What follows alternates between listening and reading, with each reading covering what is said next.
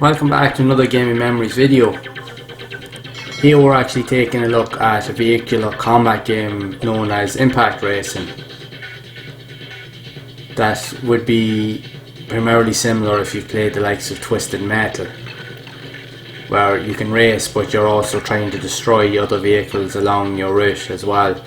Now, unlike Twisted Metal, this game here is more linear in terms of where you can actually go, because you're confined to an actual just track, so you don't have the freedom to pretty much move around. So your goal is primarily to destroy as many cars that's required within the level so that you can move on to the next point. So this was actually developed by an Irish developer known as Funcom Dublin way back in the mid-90s. Back then I thought it was a pretty cool concept. I remember the first time I played it, and the fact is that it was actually developed by an Irish developer as well, which was pretty much unheard of for games back then.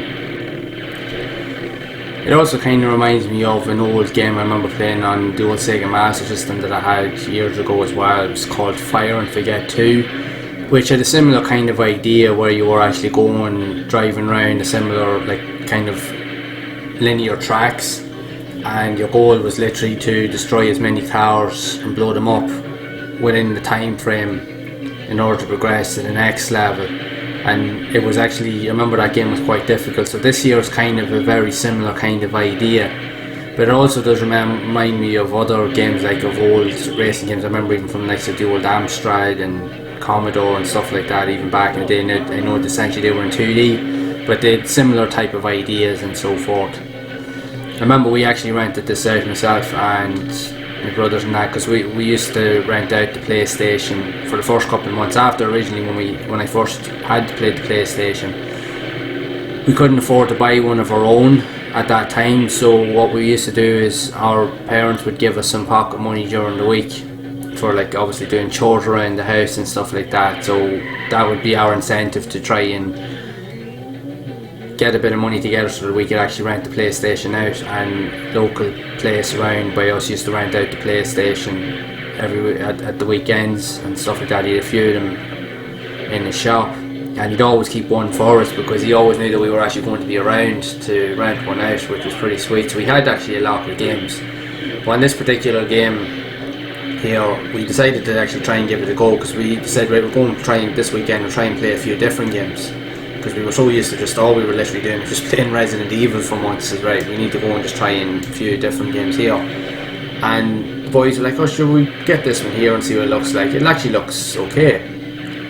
and especially because we all liked car games anyway, and especially me, like you always say, I'm obsessed with cars, which I am. So I was like, I'll give it a go.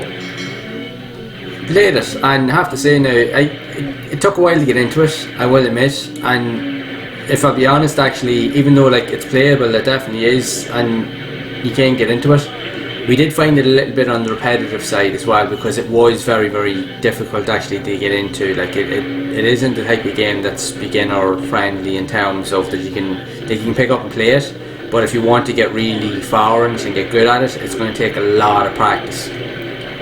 Because you'll be shooting here for ages, and it takes a long time to destroy cars and so forth, so it definitely takes a while to master. And it did feel just a little bit, and it was super fast, and that was a good thing. It was there was a lot going on, but it did feel a little bit on the repetitive side. But again, we played it for a while anyway, and we did enjoy it for what it was. But we know ourselves, we had played better games. But again, I always mention, each of the games, regardless of whether games are good or bad on the PlayStation, for me, every game that I played was unique, because every game was different, even though some of them kind of had similar ideas, but they all had their own kind of vibe to them and their own ways of doing things, and this was no different. Now, graphically, it may not have been as good as some other games out there at that time, but it was still worthy to try out, if it's not as highly regarded as compared to some other racing games out there. But it was actually good to play it, and definitely good to experience it. Because the way I see it, when I look back, I would have played worse games as well. But again, I always try to see the positives in the games that I play, regardless of whether they're repetitive or not. Even though the games that are tough to play, they always do have something unique about them that really makes them stand out. And this definitely had that. Like, you had the vehicular combat kind of situation where you could use mines like rockets and shoot the crap out of cars, which was fun, blow stuff up, even though it was very tough to do it, but it was really fast. That was the cool thing. So it definitely presented a good challenge. But the only downside was like the learning covenant was very difficult. That was the only downside. So to actually try and get far and get into a couple of levels was quite difficult. Because like even here, when you go on to the second level, if once your time runs out, that's you pretty much done. It is a tough game, like I said, to master. It just takes a while, like. So I remember like we did play it, and I don't think we got that far on it from what I remember. I think we only got to about maybe the third level. I think that's as far as usually anyone would get, because we would all, myself and the boys would all take turns to try and play it. Some of us sometimes would get good runs at it, other times just, you know yourself, the runs would be crap. So, but you had a few goals of it anyway. But then after a while, I think we just kind of just got bored, and then we just went on to play something else. We still went back to play it then the next day for a little while as well to see if we could try and master it, but we weren't really much better with it the second day, if I'll be honest. It genuinely just, it's a tough game to get into, just to play. It's not that it's not fun. You will have a bit of fun with it, but it's difficult to really master. So it is, and especially because it likes a lot of these old school games, there's very little room for error. So when you do mess up, you're crucified pretty much straight away. So it doesn't leave you with a lot really. It can leave you probably leaving a bit frustrated if you're short on patience. This probably wouldn't be a game that you'd play for too long. You'd probably get annoyed with it very quickly because it is very, very difficult.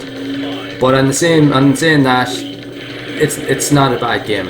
You know, it is what it is, and that's the one thing I liked about these games back in the days. But they all offered something unique. They were all very different, regardless of the quality of them. They all had something to offer. But like, as you can see, we didn't do too well in that run either. So it just shows you that hasn't changed over the years. So that's it for this video on Impact Racing. And if you enjoyed this video, make sure to leave a like on the video. Also hit the subscribe button. And if you have liked it, make sure to leave a comment down below. And also leave a comment to say that you have subscribed, so that I can actually engage with you more, so that it helps me to produce more videos and so forth. And until next time, make sure to keep those gaming memories alive.